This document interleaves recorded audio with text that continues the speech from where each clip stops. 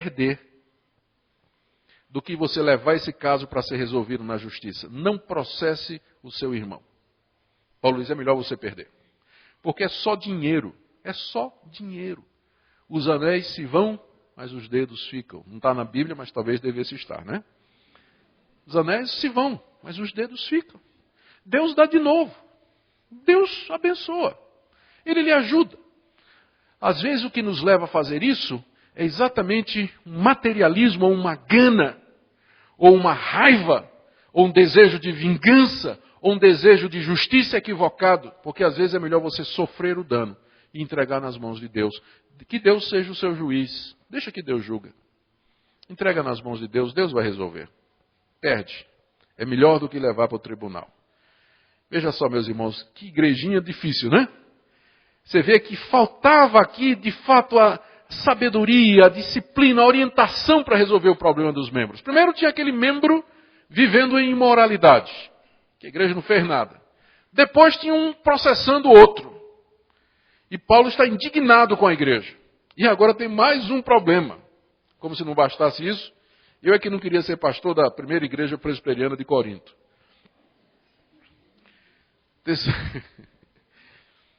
Terceiro problema era problema relacionado com prostituição. Membros da igreja vivendo uma vida imoral. Às vezes a gente dá uma lida nesses textos e a gente pensa que isso fazia parte, gente da igreja vivendo em imoralidade, a gente pensa que isso era uma coisa que fazia parte do mundo daquela época, especialmente em uma cidade como Corinto. Mas não é não. Isso acontece nas nossas igrejas. Pesquisa da revista Eclésia de 2002, portanto, está com uma defasagem aí de 5 anos, eu não sei quais seriam os números hoje. A revista Eclésia fez uma pesquisa em 27 denominações evangélicas, jovens entre 14 e 20 e poucos anos, que nasceram na igreja, evangélicos de berço, para fazer uma pesquisa sobre os hábitos sexuais. Média de idade em que as meninas perderam a virgindade, 16 anos. Média de idade em que os rapazes perderam a virgindade, 14 anos. Mais de 50% já tinha tido relações sexuais. Desses, mais de 50% tinham um parceiro fixo e os outros ficando, né? A questão do ficar. Já tinha tido vários parceiros. Isso dentro do meio evangélico. Se você entrar no Orkut e você for aliás, é para 18 anos, viu? Pastor, faça uma pesquisa na UPA e veja quem da UPA está no Orkut. Porque para entrar no Orkut tem que dizer que tem 18 anos. Então, quem está da UPA e está no Orkut, mentiu na hora de entrar no Orkut. Tudo bem. Entra no Orkut, pastor, se o senhor tem mais de 18 anos, o senhor pode entrar. E lá no Orkut você procura a comunidade Igreja Presbiteriana do Brasil. Usando o nome da Igreja Presbiteriana do Brasil. Você vai encontrar lá pastores que defendem que noivos podem ter relações sexuais se houver compromisso. E que o sexo antes do casamento é aceitável, que ficar é bom. E um monte de outras coisas numa comunidade chamada Igreja Presbiteriana do Brasil, que está na internet. Então estas coisas, a gente pensa que está longe de nós, não está não. Isso está acontecendo conosco. Está na nossa porta. A explosão da revolução sexual dos anos 60 está tendo seu desdobramento hoje. A pós-modernidade, com seu relativismo moral, já bateu nas nossas portas. Tudo hoje é relativo. Há cerca de 20 anos, 15 anos, você chegava para uma menina de 16 anos e dizia para ela, se comporte. Ela sabia o que você estava dizendo. Hoje você chega para uma menina de 14 anos e diz, se comporte. Ela não tem a menor ideia do que você quer dizer com isso. É tudo relativo, não? Depende, a moralidade é outra. Os valores são outros. Por isso que esses princípios, aí a igreja sempre tem que tomar uma decisão. A ética da igreja vai ser guiada pela Bíblia ou vai ser guiada pela cultura? Porque a nossa cultura muda, não é? Muda muito. E se a igreja tem que mudar com a cultura, ela vai ter que mudar a sua ética também. Mas se ela se guia pela palavra de Deus, então ela sempre vai ser a contracultura. Sempre estaremos na contramão. Sempre seremos minoria. Mas foi para isso que Deus nos chamou. Deus nunca disse que seríamos maioria. Nem nunca disse que o nosso caminho seria tranquilo. Ele prometeu uma chegada certa, mas nunca disse que a viagem era tranquila. Nós vamos chegar lá, mas existe uma viagem complicada pelo caminho. Fomos chamados para ser sal e luz desse mundo tenebroso, perdido. E é nesse contexto, então, que nós vamos examinar o que é que estava acontecendo aqui. Paulo faz no texto de em 1 Coríntios 6, no final, capítulo 6, diversas referências a meretrizes e prostitutas, o que sugere que alguns membros da igreja estavam incorrendo em relações com essas mulheres. O ambiente de Corinto era impregnado de prostituição cultual aos deuses da fertilidade e poderia continuar a ser uma tentação para muitos novos convertidos. Aqui do lado direito você tem a estátua de uma deusa da fertilidade encontrada na região da atual Turquia, região onde era Corinto. A deusa aí é uma estátua, ninguém sabe o nome dessa deusa, mas você der uma examinada, ela tem vários seios ao redor, e era uma deusa que era adorada como símbolo da fertilidade. E o culto dessa deusa envolvia a prostituição, as relações sexuais feitas nos templos pagãos, onde tinha câmaras, quartos que eram designados especialmente para isso. As sacerdotisas eram também prostitutas. E é interessante que no Antigo Testamento você encontra referência aos prostitutos, que não só tinha as mulheres, mas tinham também sacerdotes homossexuais que praticavam esse tipo de prostituição nos templos. A cidade de Corinto estava cheia de templos assim. E pelo jeito parece que alguns membros da igreja continuavam na prática antiga da prostituição. O que Paulo ensina para eles? Paulo responde a isso com uma teologia do corpo.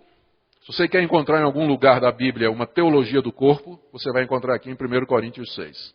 Paulo explica para os crentes o que é o corpo da gente. O nosso corpo. Às vezes o nosso corpo é tão desprezado, a gente pensa, não é, que a alma é mais importante. Mas do jeito que Paulo fala aqui, ele fala de uma forma que deixa claro a importância do corpo.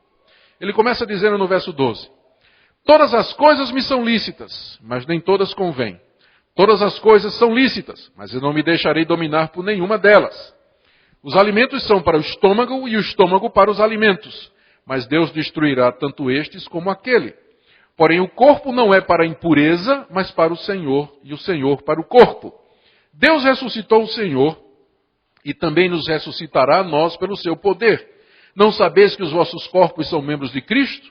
E eu, porventura, tomaria os membros de Cristo e os faria membros de meretriz? Absolutamente não. Ou não sabeis que o homem que se une à prostituta forma um só corpo com ela? Porque, como se diz, serão os dois uma só carne. Mas aquele que se une ao Senhor é um espírito com ele. Fugi da impureza. Qualquer outro pecado que uma pessoa cometer é fora do corpo. Mas aquele que pratica a imoralidade peca contra o próprio corpo.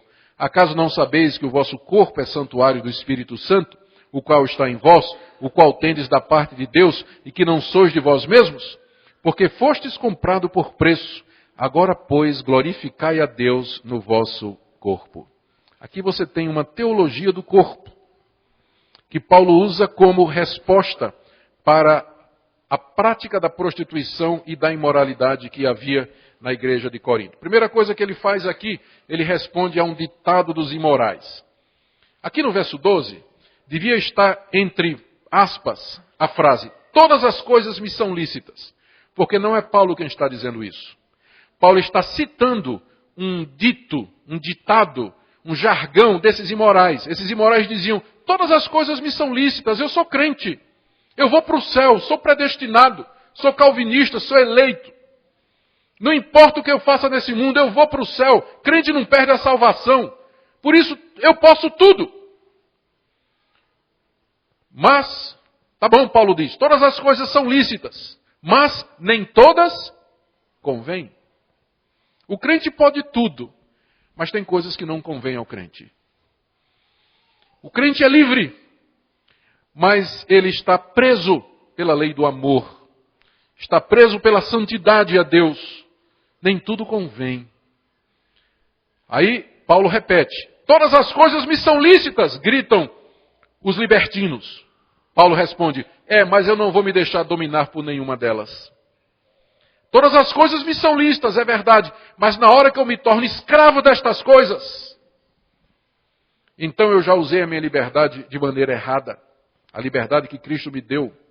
Eu agora sou escravo destas coisas. Todas as coisas me são lícitas. Era o jargão, era o moto dos libertinos da igreja de Corinto. Paulo dizia: tudo é lícito, mas nem tudo convém. e você não deve se deixar dominar por coisa nenhuma. Então, ele contrabalança esse jargão. Em seguida, ele coloca o primeiro ponto. O corpo é para o Senhor Jesus. E ele usa uma ilustração. Da mesma maneira que os alimentos são para o estômago e o estômago para os alimentos, o corpo não é para a impureza, mas o corpo é para o Senhor e o Senhor para o corpo. Você já pensou nisso?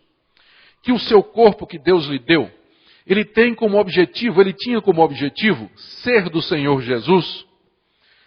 Você sabe que o Senhor Jesus habita pelo Espírito no seu corpo. Seu corpo é para o Senhor.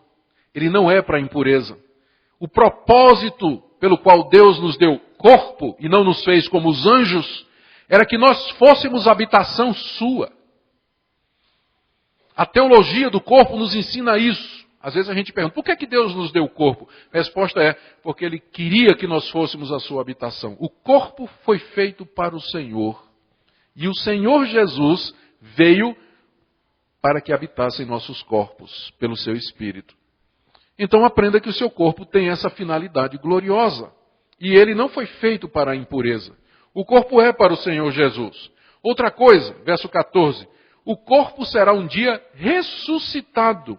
Deus ressuscitou o Senhor e também nos ressuscitará nós pelo seu poder.